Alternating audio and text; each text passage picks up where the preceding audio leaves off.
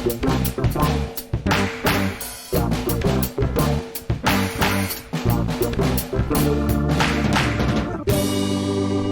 welcome to Star Wars Spelt Out. I'm your host, Josh Chapman, and today we are in lockdown, sort of, maybe. This is the safety dance episode here. We've got two locals, and we originally were going to plan to have everybody in the same room, but then that pesky old COVID reared its head up again in Melbourne, so we thought we'd play it safe. So we just got the Skype going. So we'll get into that more details, but I've got to bring them on. Fan favourites, you know them all. You know them, you love them. That Geek Pod, Catherine Kneen, It's True, all of it. Dale Williams, hey guys, how you doing? Yeah, okay.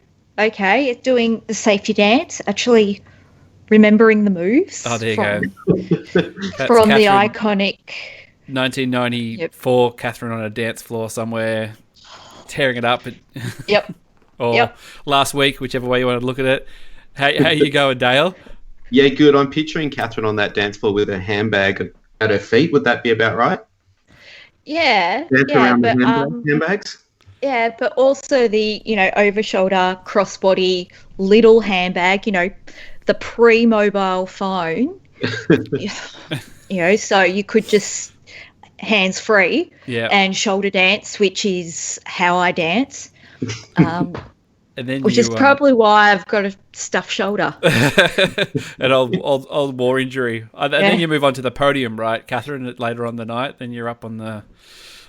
Look, I have been on a table and a bar top doing my Axl Rose, Guns N' Roses, Sweet Child of Mine.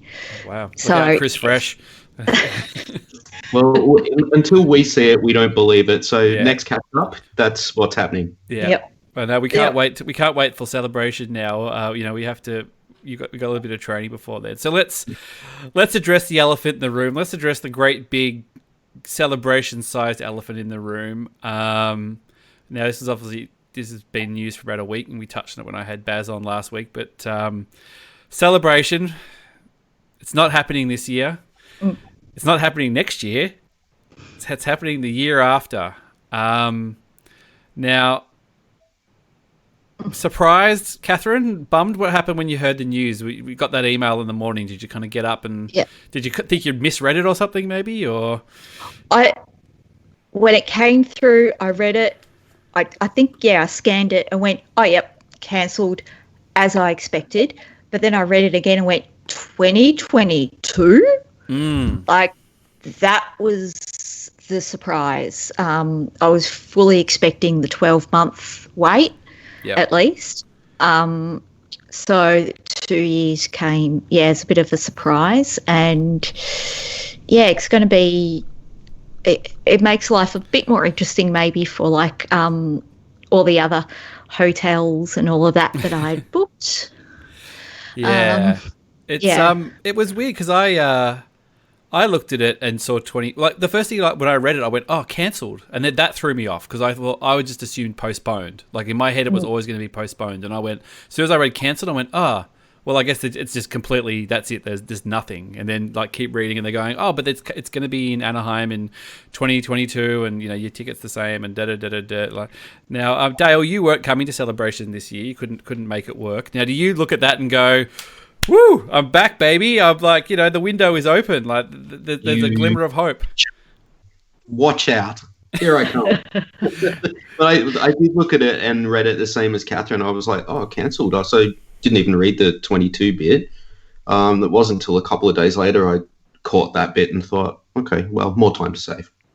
Yeah, well, because the first thing I've been doing is like you look on the Facebook groups and there's like the official celebration one and there's like an unofficial group that's got quite a lot of members and stuff, and I was following that. It's quite a good place to get information at certain times. The rest of the time they just talk nonsense, but sometimes it's quite handy. But there were a lot of people like, I want to cancel, I want my money back. So there's a good chance that you'll have a chance to just snap up a pass and I would just get it so you got it, and then if you don't want it, you can get rid of it later. Exactly. Yeah, it sounds like a good idea. I mean, that's what we did, but we all had every intention of going. But Yeah, 2022 though, it does feel like a little bit. It is a little kick in the guts though, isn't it? Does it? You feel like that, Catherine, or just to feel like? I think more the like, oh, we're not going to see our friends for a long time. Yeah, it's the not being able to see all our friends for 2 years because, I can't see myself doing a trip to America in between.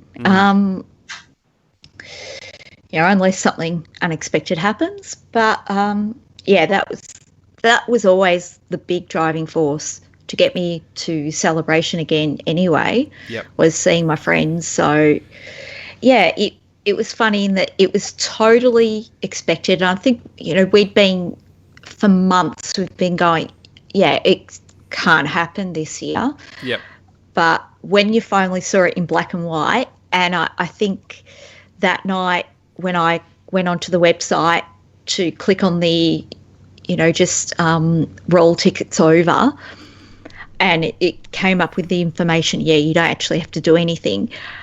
But for me, it was like it's actually not happening. Yeah. So I had a little cry then. I didn't have a cry when the news came through. I had a cry with the realisation that, it's 2 years. Yeah. It's most definitely 2 years. It's about the not being able to see or hang out with my friends. It's not like we're going, oh my God, I can't believe we're going to miss the Empire Strikes Back 40th anniversary panel or Mando says, you know what I mean? Like that stuff feels so removed from it.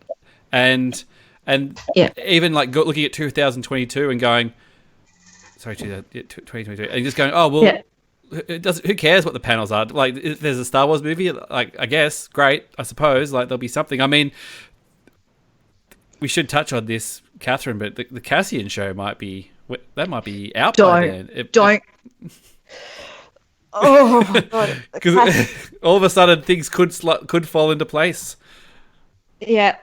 So, Cassian show, you can imagine they'd probably film using the volume. Mm-hmm. Or similar. I'm not sure where did they say they were filming that at Pinewood or something, or were they shooting that in LA? I don't know about that. I was just trying to think of the dates, but then I guess COVID's probably thrown a lot of shooting schedule out anyway, so it's anyone's guess. Yeah.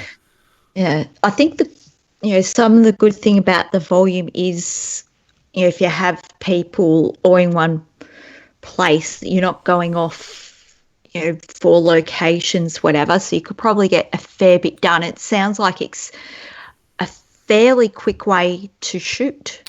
Yeah, and the thing is about it also is that we learned in that Mandalorian documentary is that it's not like it's a exclusive piece of tech. If you've got enough TV screens and you've got the right software, which apparently is pretty easy to come by, you can just build one. You can build them. So they're probably building one in England now. They're probably after this, in this post-COVID world, every movie studio is probably like, hey, we got to build this volume thing of our own. So if this happens again, we can basically just have our own little lockdown thing where we can shoot movies, Favreau style, in front of the thing. So yeah, look, Celebration it is a major bummer, but it is good that, I mean, like Dale, the window does open up for you now, so it does.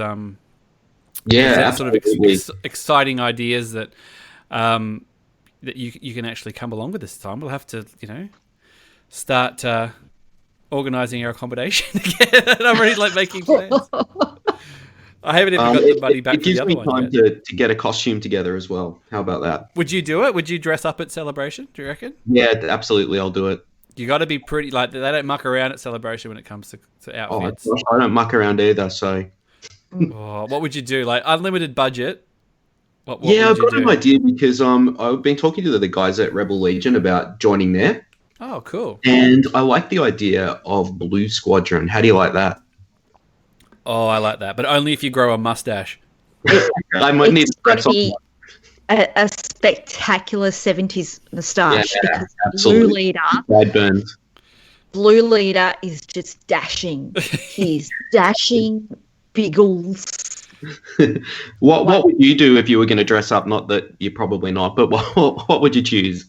Catherine, I'll defer to you first while I have a think about this. Unlimited budget, what would you do? You've spoken Gin Urso before. Yeah, That'd be and good.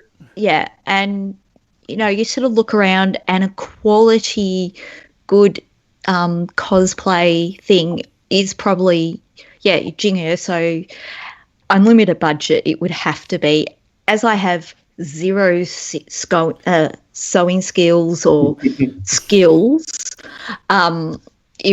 Gin So, and I'd have to get it like made somewhere. So yes, That's right. Unlimited budget. That's easy. It's a commission.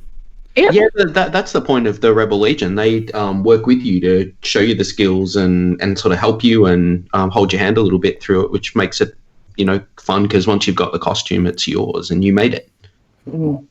There you go. There's a little plug for the Rebel Legion. Well, I don't know, if you go to California, you kind of feel like I want something airy, sort of warm. Like in Chicago, obviously it was freezing, so you could probably get away with something a bit more. So I'm kind of looking. Yeah, I'm looking at the wall over here, like all the figures and things, and kind of going, like I do like Bespin Luke. That is quite a good outfit. That's a classic one. I think that could probably work. I don't know about the armor stuff. Yeah, like I wore Eric Struthers' Stormtrooper helmet for about 30 seconds at Celebration, and I just couldn't deal with how people get around those things. It was just sort of so uncomfortable and restrictive. I'm thinking about some of the other cosplays we saw at Chicago, like the Ghost or the Force Ghost Master Luke, of course the Ferris Bueller guys, Yep. it was the big There was the robot. Big Lebowski. Oh yeah, the dude. The Big Lebowski Luke, yeah. There was Barf from Spaceballs. I saw a couple of Barfs from Spaceballs there. I saw, there were some good ones. There were some very good Queen Amidala ones as well. They don't muck around. Yeah. Those Queen Amidala cosplayers. They, talk about unlimited budget. They absolutely go to town on those outfits. So, yeah, well, you might. I look forward to that. I would love to. If we're all at Tullamarine Airport in 2022 getting ready to board the plane, and Dale just rocks up and he's just got this beautiful mustache that he's like, I don't want anybody to see me for a few weeks because I got to grow the mustache. And then it would take more than a few weeks, Josh. I tried to grow one once and it looked like the saddest, weediest little thing. Yeah, you'd have to be nice and thick, and then you just you put your little carry on and you've got your outfit in there. And now you just said the other day that you got yourself a Luke Skywalker helmet, like a Red 5. Yeah, the Black Series one. It's really cool. And it does fit on your head. Well, it's got a sort of padding that you can put into depending on what size your head is, because I guess it is one size fits all. But yeah, no, it's really good. It's got little sounds and the details really great. It's sort of aged, and I don't know that would qualify for Rebel Legion though. Well, you could probably spray paint it or something. I just imagine that you picked it up and you're a bit like Rey in Force Awakens. You've kind of just popped the helmet on and you're like, feeling a level of contentment and just sort of it. So yeah, Celebration. So basically now we just have to look forward, and we just got sort of Star Warsy things, and we've been sort of treated with this Mandalorian doc. Have you guys been checking in every Friday night for the Mandalorian documentary? Yep, it's my end of week treat. I mute my phone, sit down, no distractions. Dim the lights. Yes, I actually do dim the lights, watch it, and then gush about how they could be longer.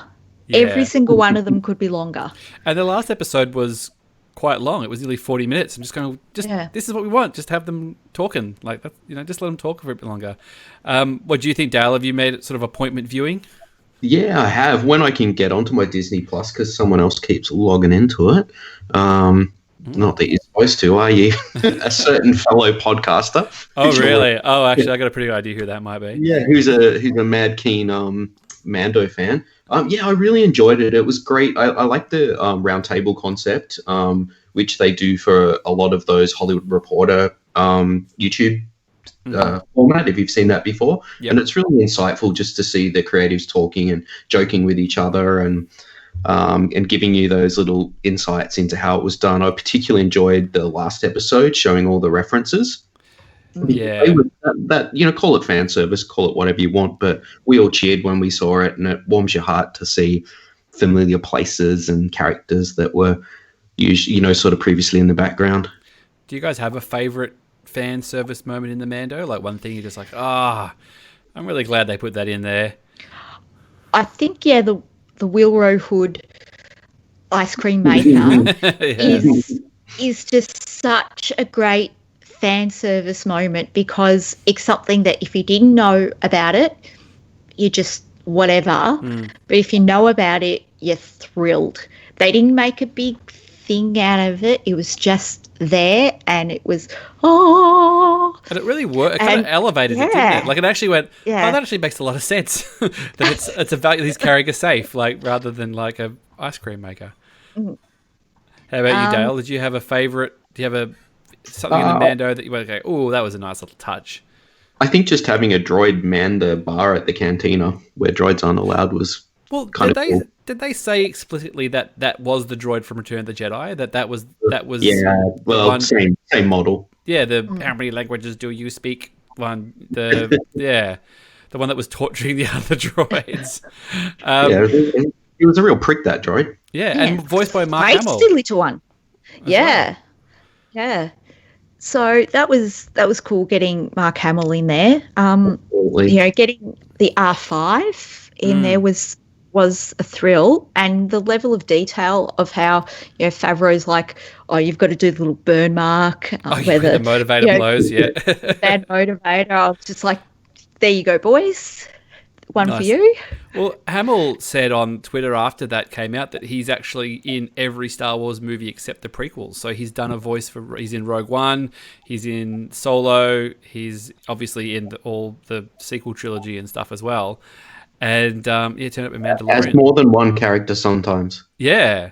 So that's always nice. I mean, he's the voice master, so I guess he can just go into his, I don't know, I'm assuming his cupboard or wherever he does his voices. So I like to think he's got a little studio in his backyard or something where he does it. Or I'm not sure. How does Mark Hamill live his life? We don't really know. See, that's a good documentary. How does Mark Hamill live his life? Coming soon on Disney Plus. It's like just Disney Plus. Just give us a 5-part. Just follow him around with some cameras every day, and it's just like sitting out, going out for breakfast, hanging out, doing a few voices. We'd watch. Yeah, that'd be good enough. Yeah. Now I have to admit, I do want an episode of Disney. Was it Disney Gallery, The Mandalorian? Unwieldy title. Of them just following Baby Yoda around on the set. Everyone cuddling him. More George Lucas on the set. More Werner Herzog on the set. Well, that Baby Yoda one was pretty amazing, wasn't it? Yeah. It's a little bit like Chewbacca. Like, the characters are so beloved that people want to believe they're real, and the actors even seem to want to do so. Oh, absolutely. There's all these photos of him just sort of like cradling, Baby Yoda. I saw a photo of Taika Waititi just sort of having him under his arm while he was directing a scene. And yeah, it was, I don't have any Baby Yoda merch. Have you guys got any Baby Yoda merch? Catherine, no. You're usually good on the merch, but nothing. No, I'm not great on that sort of pre-ordering stuff, because I kind of like seeing it a bit or having an idea of scale. Yeah. And I have to admit, sort of this period of time isn't great for seeing stuff in person. No. But yeah, I need to up my Baby Yoda merch. Yeah, I've seen a little bit out in the wild, but not stacks. I've seen sort of odds and sods and stuff everywhere. But yeah, I'm a bit like, maybe I'll get something. I do like the little Black Series one that's like about this big. It's tiny, but it's like $20. Again, that's a lot of money for a little thing that's barely the size of, like, it's smaller than a Kenner R2D2 or anything like that. It's about the size of the, like, Yoda, the original, like, Kenner Yoda. Like, he's the same size, I think. Yeah, he's not that big. But I'm just trying to think now. When did we last had you guys on? Like, living in this world of, like, we certainly haven't had you on since. We should double back around to Taika Waititi. Now, Dale, you're in the fan club. You've got people who know people. You've got little contacts and everything. Just make a little face here. How did the Taika Waititi news go around the fan club and stuff like that? It wasn't something that people expected, or you expected, or It's something that we should have expected, really, when you think about his involvement in Marvel. Who could not be happy with this? He delivered such a fun, fantastic Thor, and the guy just seems full of energy, creativity, and humor, which we forget sometimes that Star Wars, the best Star Wars, have a great dose of that. So I think it's an awesome choice, and I think he'll do really well. And the fact that they seem to be using this Mandalorian as a training ground for future directors. I know Deborah Chow's doing Obi-Wan, which is awesome because it's unusual for a director to do every episode on television. And I believe she's doing all 6 or 8 episodes, and that seems like another candidate to move on to big screen at some stage. Yeah, and that would be awesome to get a female director on the big screen. I know we've had female like second units and things, but main director would be fantastic. I agree, Cassian. And I think watching that Rise of Skywalker doco, which was awesome as well, because it was so long and so many details, that second director really ran that unit well, and that to me was, I thought, I wonder if that could potentially be someone that they'll step up, because Disney need to do it. Yeah. Oh, for sure. And it's with someone like Deborah Chow, it's a slam dunk, because like her Mandalorian episodes were so popular, everybody just loved them, and depending on how Obi-Wan turns out, chances are it'll be good, hopefully, and it certainly won't be a cause of a problem of the direction if it's not. But it just elevates that. People just want to naysay and knock down and stuff, but she's just got that credentials now as well that it kind of makes her impervious to criticism in a way. Not that it's ridiculous that she should have to listen to any criticism anyway, because if it was just anybody, people wouldn't care if it was just some dude again. But it does kind of go, oh yeah, look, she knocked it out of the park with Mando, and hopefully, she knocks it out of the park with Obi-Wan. And in the case of Taika Waititi, like you said, Dale, he's just so popular that it's kind of a slam dunk, isn't it? It just makes perfect sense. It's just the right guy at the right time, isn't it? Where it's kind of like it's not more of the same. Like it's not the guys we've just had. It's not JJ or Ryan or those. It doesn't come with the baggage of the sequel trilogy a little bit, but at the same time, his track record kind of speaks for itself. His movies are all so different in a way. Like some are very humorous, but you think about Jojo Rabbit, that he won an Oscar for the adapted screenplay. There were funny bits, but there were absolutely gut-wrenching moments, but delivered from this child's perspective, it was amazing. Have you guys seen 1917? Yes. No. So the lady who co-wrote that or wrote it is co-writing with Taika Waititi. I think every time I bring this up, I don't have her name in front of me, so I apologize. But that's a very, very good film, and so it's good that. And it's funny, just in that Mandalorian show, he even openly admits, he's like, well, sometimes I need to be reined in and like brought back, to the, that Favreau and those need to kind of temper his more wacky ideas and stuff. But at the same time, you've got to let him be him. There's no point, kind of Ron Howarding it and having a very safe, solid but safe Star Wars movie that be kind of, that we've already seen. I think it's time to push the boat out. But So what do you think the film's going to be? Taking a wild stab, since we know.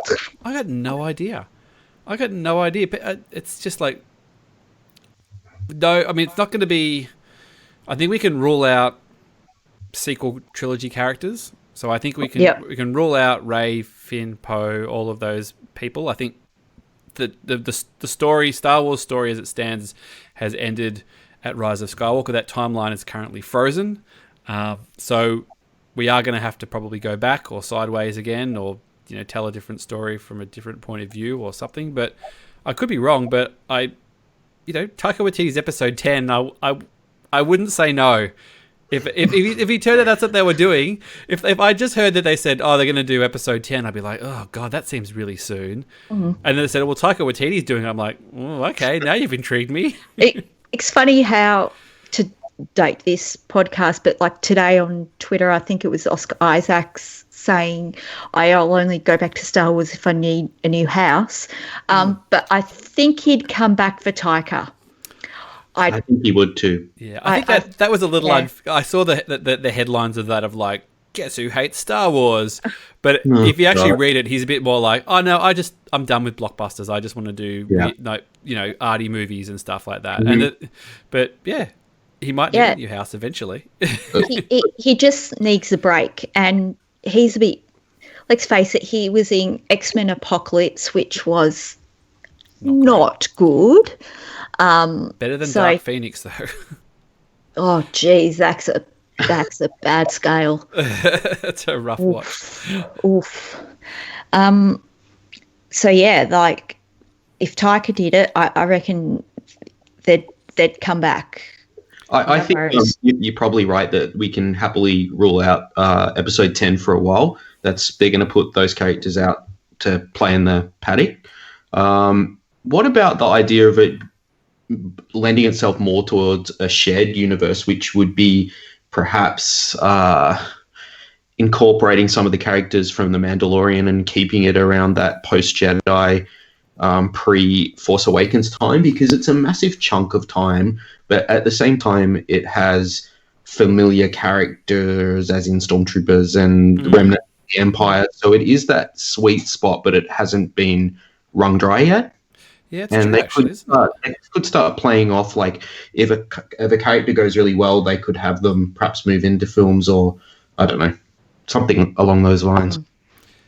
That's a pretty good idea, actually. Yeah. Because I'm thinking even novels, we've got The Aftermath, and then all the other novels are far closer to the sequel trilogy, aren't they? Mm-hmm. So, there's a lot of scope there for, sort of sideways look on events, which I think Taika might have a lot of fun with, actually.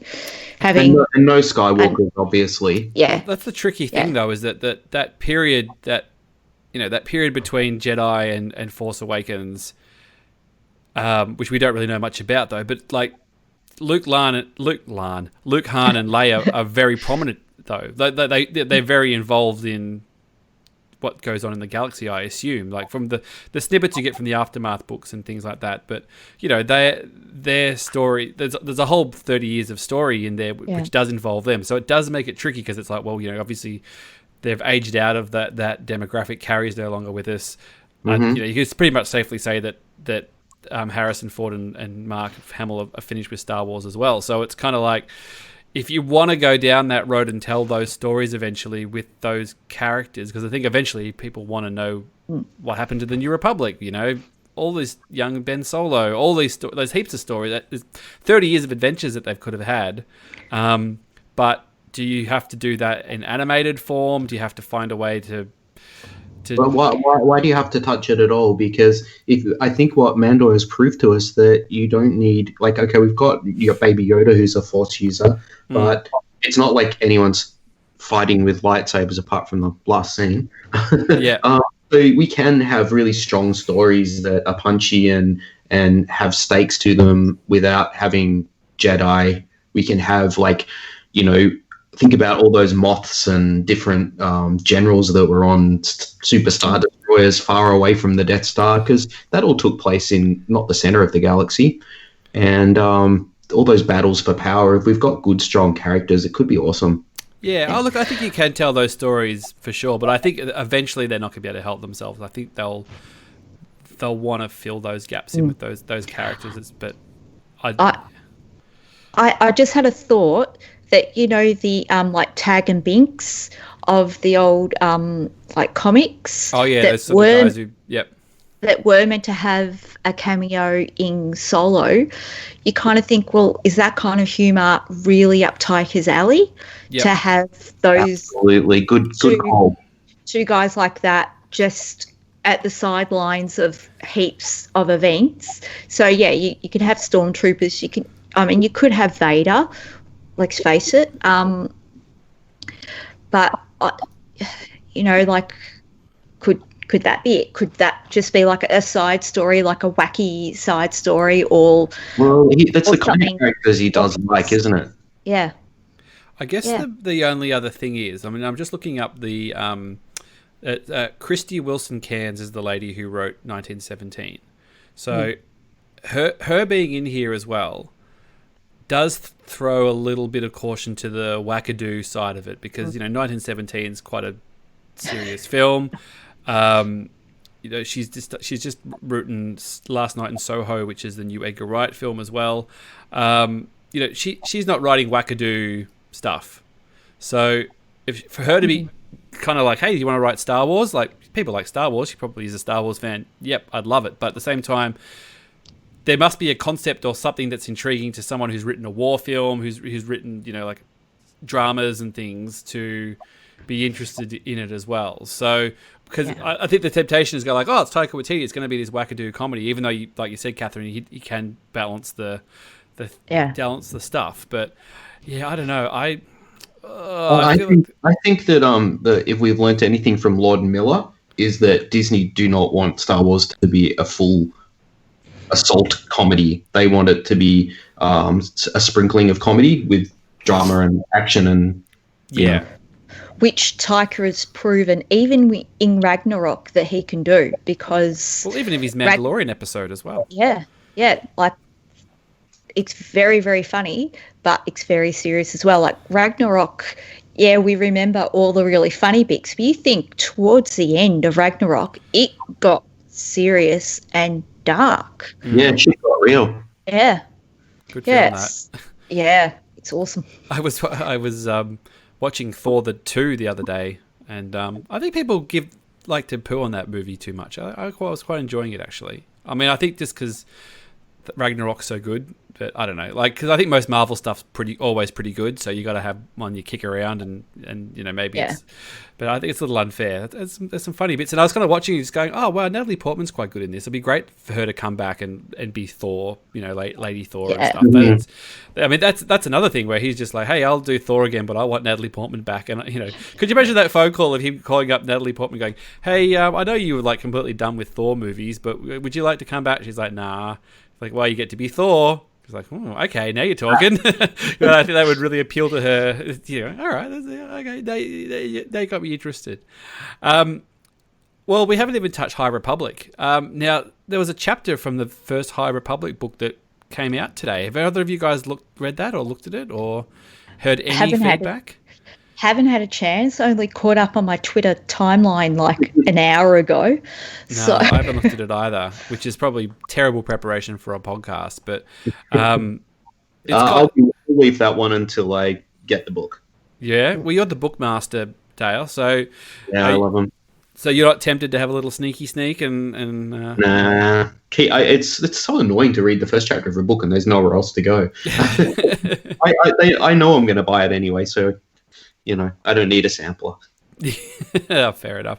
I usually don't have time to read books, so I like to be told what's in there. But I mean, we haven't even touched on High Republic, as maybe this movie is High Republic related. It could be. There's just so many unknowns now. It's just so weird that would be a big risk to launch the movie as High Republic when the books have already been out to introduce the characters first.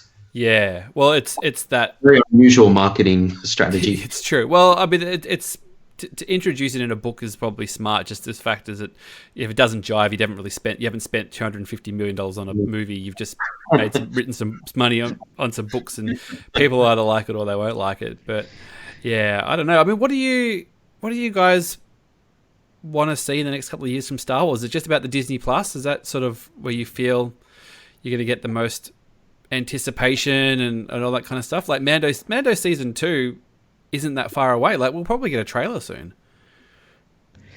Well, yeah, that was the speculation with the last gallery episode, wasn't it? That we'd get a trailer drop. When that dropped, because obviously we get it like at a perfect time here at like 7 p.m. Australian time or 6:30 p.m. whatever it is, and I actually opened up my iPad and went to Disney Plus, and I just went to the episode and skimmed to the very end just to check, because I was just like, well, I don't want it ruined. Like, I'm in a perfect thing here where I can just watch it, and if someone else, who's 2 seconds ahead of me gets on Twitter and is like, oh my god, it's got Ahsoka Tano in it or whatever, I'm like, I really would have liked to have seen that to myself. But yeah, we must be close trailer wise. Yeah, I'm just thinking like ahead, maybe July 4th, maybe just to like their big weekend, have a big drop. Then you think like Stranger Things 3 dropped that weekend. They've got Stranger their big Things this year? No. They've written Stranger Things 4, but they haven't Shot said. I don't think they've. They may have shot something actually. They may have shot stuff. I'm not 100% But it's sure. not coming out. Like, it's not coming out the next few weeks or anything. That's weird. No. Yeah. Okay. No. And they've got Hamilton coming out July 3rd. So maybe in the next few weeks, this rampant speculation, we might get a trailer. We're trying to think, when is it scheduled to come out? November? No, I think it's October. Yeah. October? When did the last? I always get confused on the trailers because obviously we saw footage at Celebration, Catherine. So we kind of.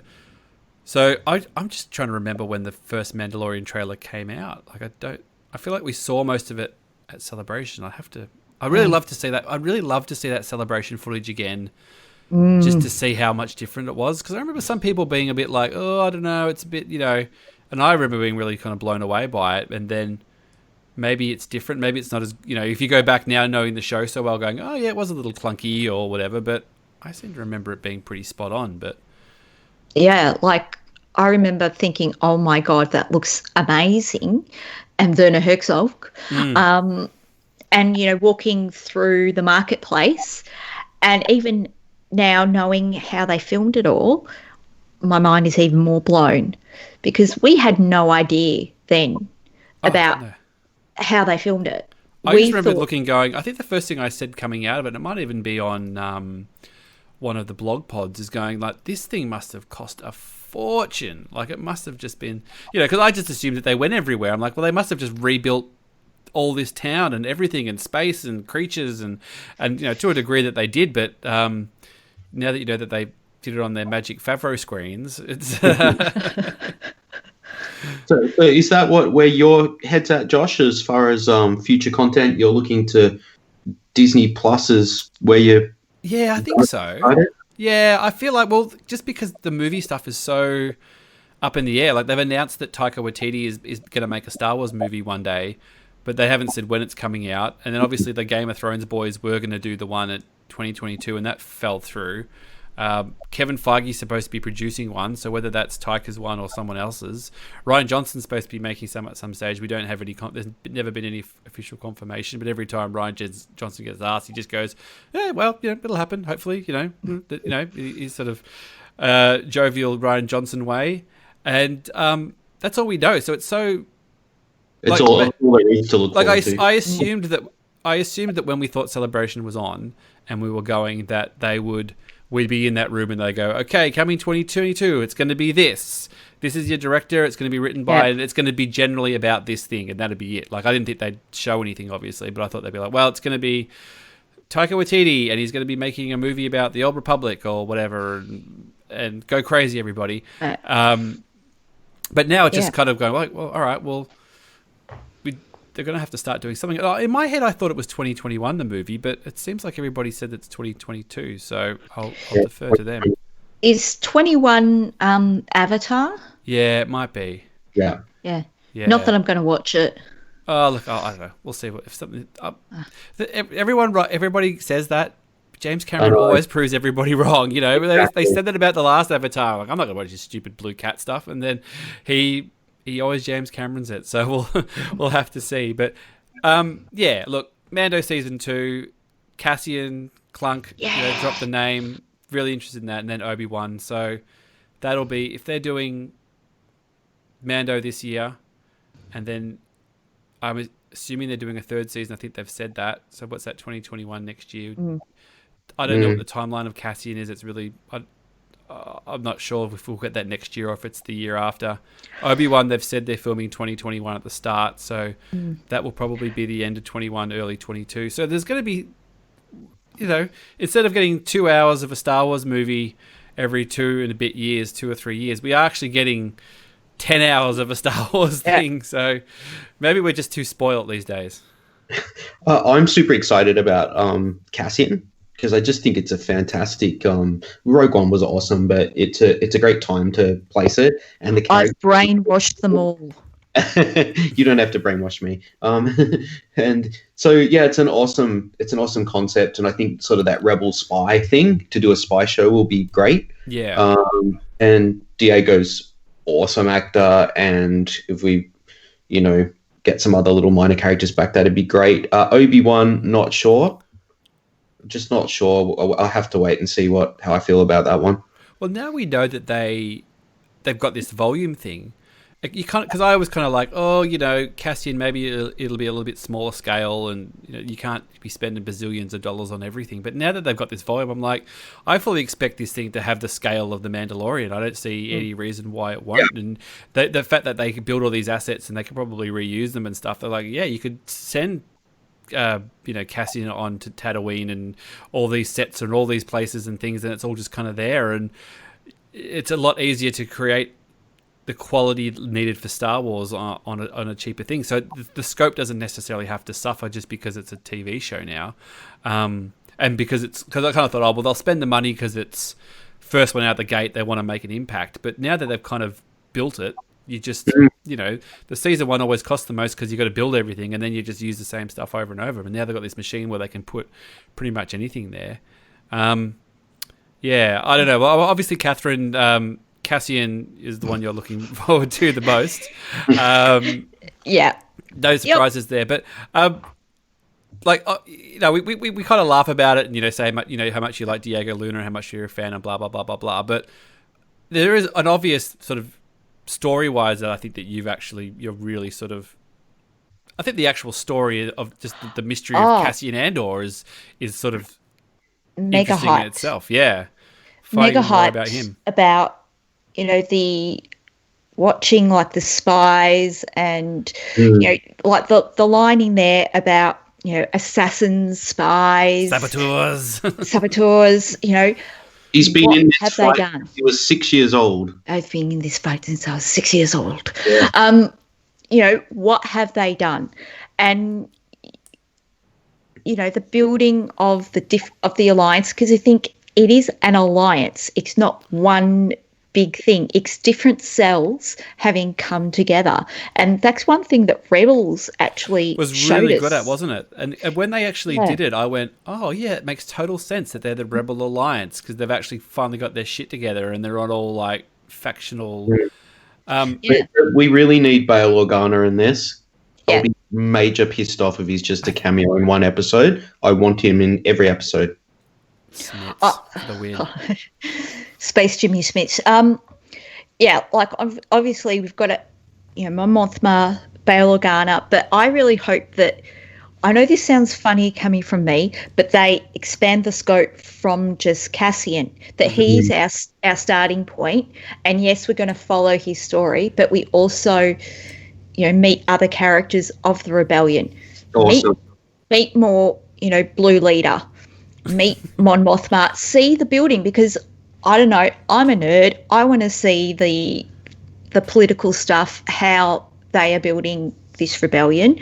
I also want to see on the Empire side, how are they dealing with these rebels? The little sniffs of rebellion. And where does it actually start? Like, they've just been running things for years going, everyone's pretty much been towing the line since we got rid of these Jedis, and now all of a sudden, stuff's blowing up or things are going missing. I think that's where they could do a really clever job, because not only you have, as Catherine said, building the Alliance, but you're also building the Empire, as in the Death Star. And I know we're probably all Death Starred out, but I'd still be up for seeing that as being built as part of it, or the finishing touches at least. And but it's like the transition of, like the end of Revenge of the Sith, and the Emperor is like, well, we're getting rid of the Jedis, we're going to rebrand, we're going to be the Galactic Empire. but effectively it's still just the Republic under a new name. He's kind of got it takes time for it to develop into this machine, basically. Well, you think they only get rid of the Senate in Star A New Wars. Hope? Yeah, exactly. Yeah, so it's taken 20 years. But you think in Rebels also, like they were one cell on Lothal that they were dealing with, and in Rebels they also talk about, several different projects. The Death Star, was it one of the TIE fighters? I'm no good at the names. That Thrawn was actually heading up the development of, and they were like fighting for funding, basically. So there is an interesting Empire story there, and obviously I want Cassian meeting K2 and all of that. I want to see Cassian and his interactions with, what's his name, Kevik, the guy who Cassian shoots in the back in his first scene. Yep. I want to see that relationship because obviously they've interacted heaps before and passed on information between Saw's cell and other cells, because at this point in time, Cassian Fulcrum, I think, or at least he has been Fulcrum. So that means, it literally means, the centre point. Yep. Like that's what the word Fulcrum means. So he could potentially be going around to lots of different cells doing all sorts of things. And yes, I want more Cassian, but I think he's a great starting point to really see everything that's happening. Yeah. You've got like that building of the rebellion, building of the Empire, then the spy story. Then if you want, I know they get a bit scared of politics after the prequels, but there's the potential to dive into a bit of that. There's a rich array of stories and characters, so it's super exciting. And they teased us in Rebels the mention of Mendo. Oh, yeah, they did. Well, it's potentially could happen. Are you sort of prepared to see Cassian end or do a lot of things that you might not approve of? Like it's kind of, he obviously shoots his mate in Rogue One, but it seems like he's had to do a lot of, he's got to get his hands pretty dirty, to do things. I mean, there might be moments where it's like, in an episode he has to get rid of or betray other characters or sell them out to better the cause, and he might not be a particularly likable guy in some things with the stuff he has to do. But I think we'll see through this series that building of regret almost, because when he shoots Kevik in the back, he hates that he had to do that, but he knows the information is too important to risk. But you see that he hates it. And I think we're going to see that building of internal conflict. That conflict, of what he has to do in order for, the rebellion to survive. And, that's one reason why he's so angry at Jin. He's like, what have you done? I've been in this fight since I was 6 years old. I've been in the trenches. I've had to do all sorts of things to fight the Empire. Yeah. Well, it'd be interesting because it might be that.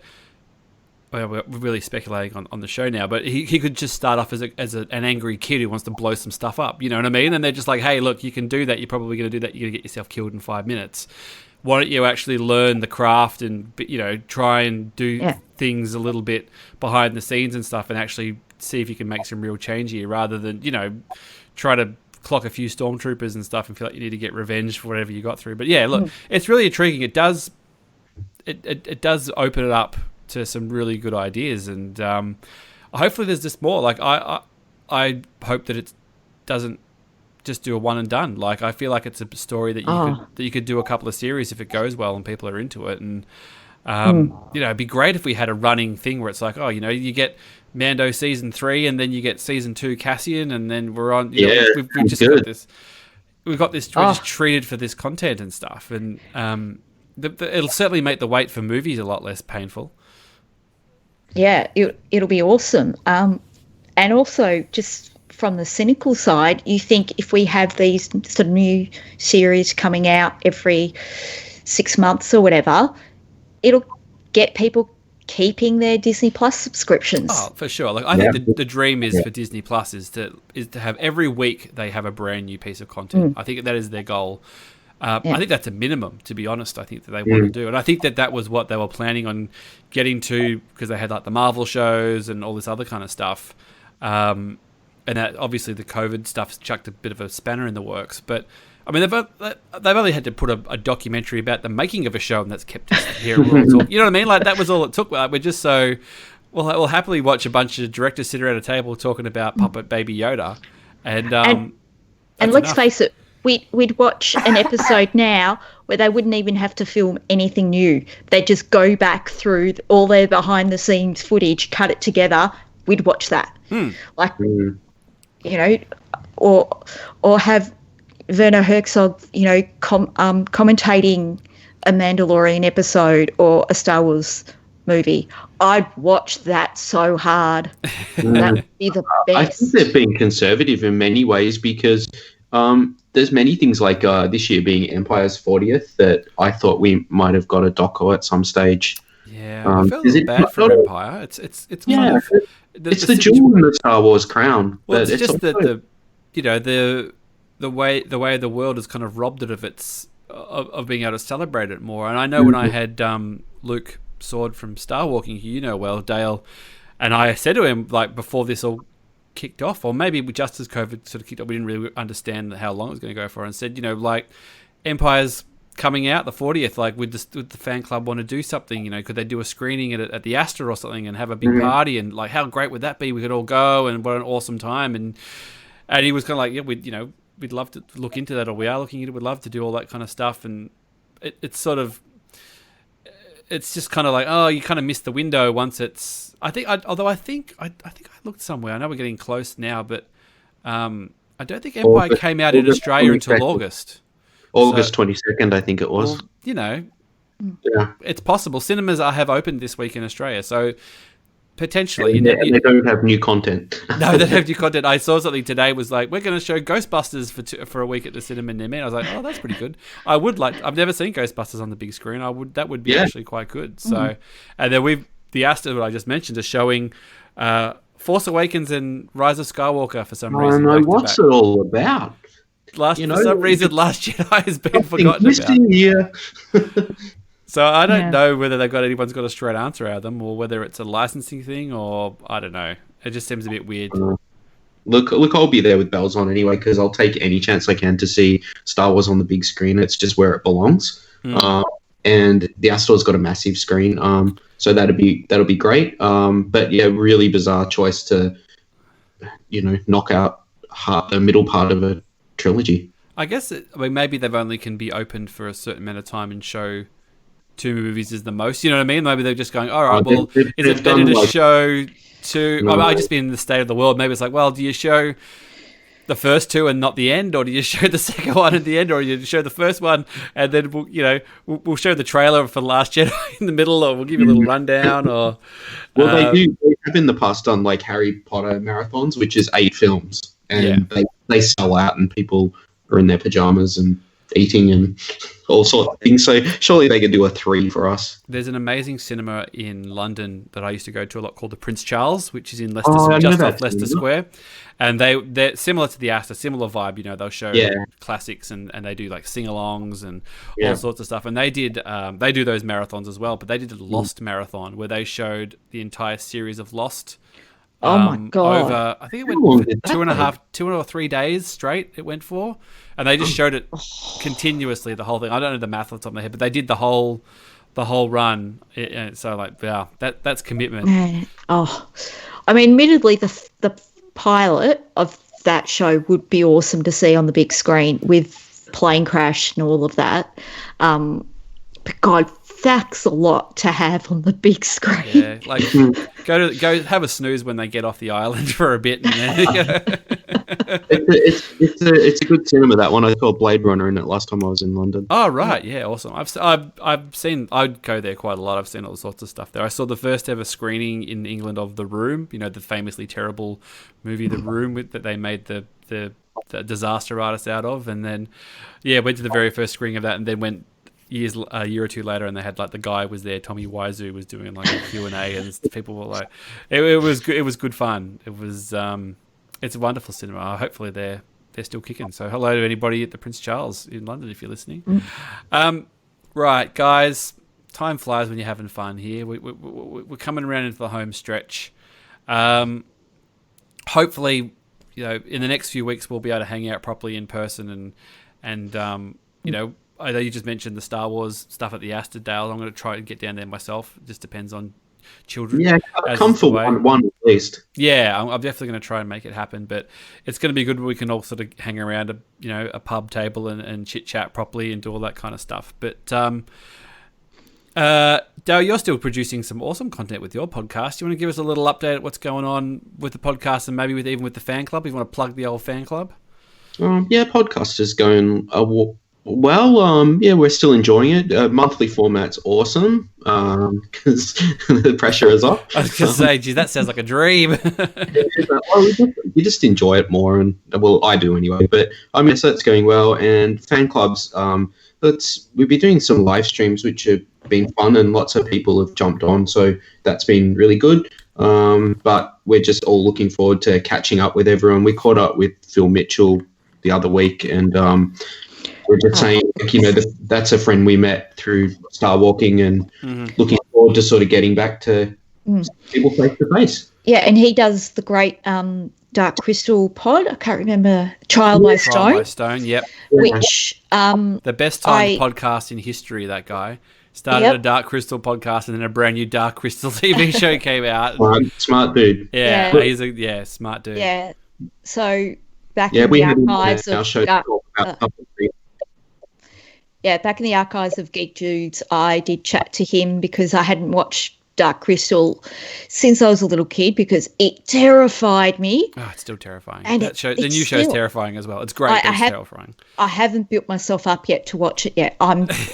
It is scary. It's awesome, but it's more of the same. Like, it's still creepy puppets. Like, it's like there's a lot of that going on. Yes. There's a bit of that. Catherine, you obviously have the hardest job in the world, as we know. You're an educator. You've had probably the toughest few months as anybody has had in your profession. So I know GeekPod is kind of here, there, when it can be. You're just going to have to sit around and wait, but it'll be back when it's back, basically. It'll be back when I figure out a few more tech things. And I've got to be honest, during the remote teaching period, when I wasn't on call, as it were, I tried to switch off a lot of being in front of a laptop screen, whatever, because it was just too much at times. But I'm sure we've all found that, and we need that clean break in the day.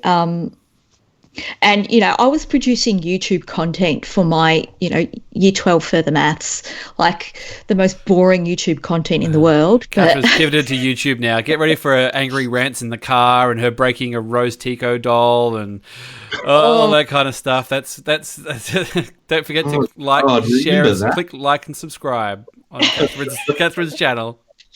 Oh, yeah, my angry rants when it comes to further maths is you must write money to 2 decimal places. Oh, my God. We've opened another can of worms here. Guys, thank you so much for coming on.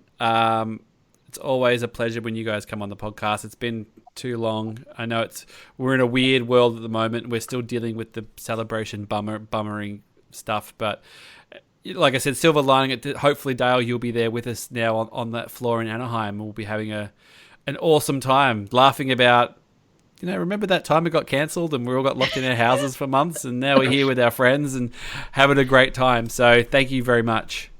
Thanks, Josh. Thanks. All right. Thank you, guys. See you later. Bye. Bye.